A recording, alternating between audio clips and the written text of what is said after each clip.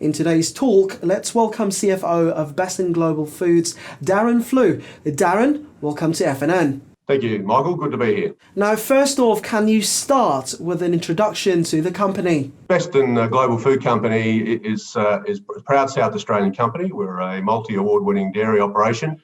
Our principal products are dairy products, mozzarella, whey powder, cream, butter, and significantly a big increase in our lactoferrin production. The plant's just about to be commissioned. Our meat products out of Shepparton include dice and grind ingredients for other manufacturers, premium hamburgers and meatballs, and ready-to-eat meals such as lamb shanks. The dairy business has grown significantly in the last few years and now turns over about $100 million a year. And our meat operations in Shepparton, they currently turn over about $10 million per annum at the moment. Great. And Darren, you mentioned Beston has grown significantly over the past few years. How has this been achieved? The centre of our operations are at Jervois. The plant was commissioned in 2018. Before that, we did not produce mozzarella, but we did produce cheddar at the Murray Bridge factory. Producing mozzarella rather than cheddar allows the cream in the milk to be separated and sold separately. So mozzarella making, therefore, is actually a higher value activity than cheddar making. So investing in the mozzarella plant back in, it was really commenced back in 2016, but commissioned in 2018, was a strategically significant decision for the company. A key focus has been the expansion of lactoferrin production at your Jervois dairy. Can you elaborate on this? Firstly, lactoferrin. What is lactoferrin? Lactoferrin is a whey protein which boosts the immune system.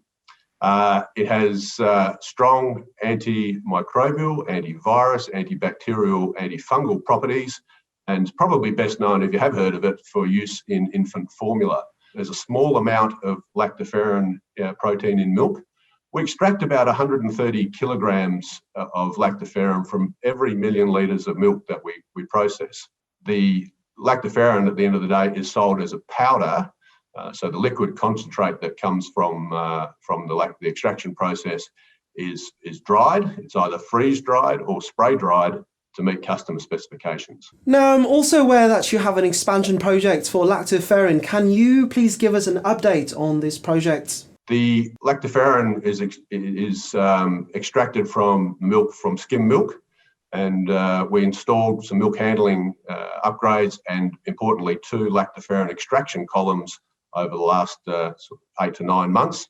The first phase of commissioning, we've already announced to the market, the first phase of commissioning, we're able to achieve 95% purity lactoferrin powder. That's a premium grade level of product that we're available to sell into the market. So we're very pleased with how quickly we got to that level of purity. The remaining phase of the commissioning is actually focused on calibrating the process to ensure we maximise the yield of lactoferrin from the milk whilst maintaining the purity. Now, to finances and strategy, could you walk us through your FY20 results and guidance? For the first half of the year, reflected the continued growth of the company that I referred to before. Milk supply increased by about 28% in the first half of the year. Mozzarella production was up about 30% to just over 5,500 tonnes. Lactoferrin production from our older lactoferrin facility, which is being decommissioned as part of this process, was about 640 kilograms. Revenues for the half year were $53 million, and the half year we actually reported a loss for the half year of $8.8 million. A number of operational issues at the Jervois factory in the first half, which have largely been resolved through the second half of the year. So our operating guidance for the balance of the year reflects that continued growth through for the full year of FY21. Fantastic. Lastly, before we let you go, is there anything else you'd like to add? Really, to sum up, Michael, we've been very focused these last 12 months on completing the lactoferrin project on time and on budget. So that we enter FY22 with this important new revenue stream, additional revenue stream online. We've moved to 24/7 operations as a sign of the growth as we continue to grow into FY22. So a great deal of effort has been put into ensuring that the plant reliability is improved. The issues that we saw in the first half of FY21 largely resolved. And as we move into FY22, in a really good place to make sure that the fundamental changes that we've been making to the business over the last few years are complete, and we look forward to FY22 with a great deal of confidence.